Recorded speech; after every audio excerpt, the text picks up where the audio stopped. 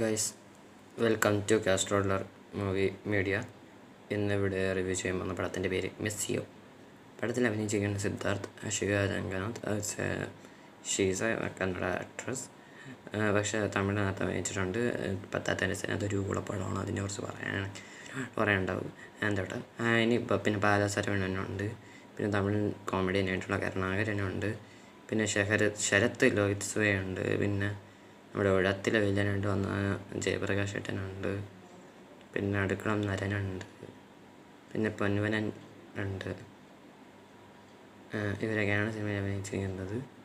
പടം ഡയറക്റ്റ് രാജശേഖർ എന്ന് പറഞ്ഞ ഒരാളാണ്. ഇത് മ്യൂസിക് ജിബ്രാനാണ്, മീൻസ് 21 മ്യൂസിക് ഡയറക്ടറുടെ.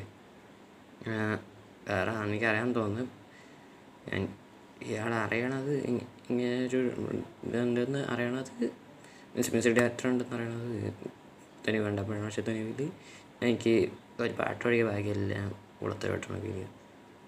എന്താ കേട്ടോ, ആൻഡ് ആവറേജ് മൂവി. വേറൊന്ന് പിന്നെ ഈ പടത്തിനെ കുറിച്ച് പറയാനാണെങ്കിൽ ഇത്ര എനിക്ക് അറിയാവുള്ളൂ, കുറച്ച് ഡീറ്റെയിൽസ് അറിയാവുള്ളൂ. പടം എങ്ങനെയാണെന്ന് ചോദിച്ചാൽ ഇറ്റ്സ് എ വേർസ്റ്റ് മൂവി. പിന്നെ ഇതിൽ പോസിറ്റീവ്സ് പറയാം. പോസിറ്റീവ്സ് എന്താണെന്ന് വെച്ചാൽ, ഇത് ഈ സിനിമയുടെ സ്റ്റാർട്ടിങ് തൊട്ട് ഒരു ബസ്സിൽ വെച്ചിട്ട് സിദ്ധാർത്ഥും അഷികയായിട്ടുള്ളൊരു തർക്കമുണ്ട്. ആ സീൻ തീരുന്നത് വരെ ഈ പടം ഒരു നല്ലൊരു പടമാണ്. പക്ഷെ അത് കഴിഞ്ഞ ക്രിഞ്ചാണ്, വെറും ക്രിഞ്ചിൽ ഒരു ക്രിഞ്ച് പ്രോമാക്സാണ് കാണിച്ച് ചെയ്യണമാതിരി. സെക്കൻഡ് ഹാഫൊക്കെ കട്ട ക്രിഞ്ച്, ഞാൻ പറയണില്ല എന്നുള്ളത്. ഹൈനാനി എടുക്കാൻ നോക്കിയിരുന്നു സെക്കൻഡ് ഹാഫിൽ, പക്ഷേ നൈസായിട്ട് മുമ്പി, അത് വേറെ കാര്യം. അമ്മാതിരൊരു അപരാധ പടം. കാണാത്തവരാണെങ്കിൽ കണ്ട് നോക്കി. സിദ്ധാർത്ഥൊക്കെ എന്തൊക്കെ കാണിച്ചിട്ടുണ്ട്, എന്തിനാണ് ഇവരുടെ മനസ്സിലാക്കില്ല. ആരും വരെയൊക്കെ കാണിച്ചിട്ടില്ലേ.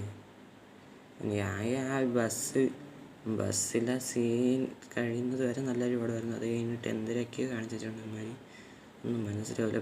പിന്നെ പാട്ടിൻ്റെ കാര്യമാണ് മതമ ആ ഒരു പാട്ടൊഴികെ ബാക്കിയെല്ലാം മുളത്തരമാണ്. പിന്നെ വീഡിയോ എന്ന് പറഞ്ഞാൽ അത് കേൾക്കാനേ പറ്റൂല, അമ്മാതിരി ശോകം സാധനം. വേറൊന്നും എനിക്കിതിനോട് പറയാനേ ഇല്ല. വൈറ്റ് ചിക്കൻസൊക്കെ ആരാ ചെയ്യണേന്ന് പറഞ്ഞാൽ അതിനൊക്കെ കിട്ടിയതിൻ്റെ ഞാൻ വലിയ തല്ലിപ്പോകും. അത് വേറെ കാര്യം. എഡിറ്ററൊക്കെ എഡിറ്റിങ്ങൊക്കെ അതിലടിച്ചു പോകും, അത് വേറെ കാര്യം.